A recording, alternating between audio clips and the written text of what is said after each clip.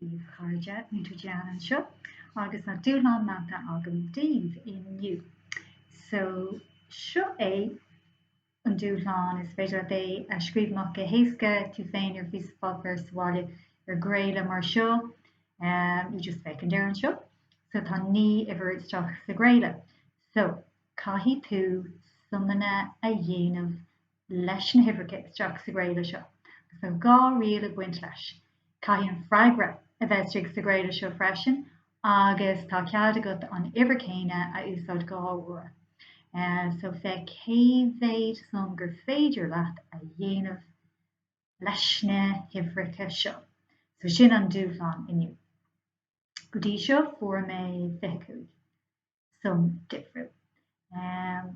So déanann mé sampla díobhar dús, so mar hampla 5 agus a 5 sin a 10.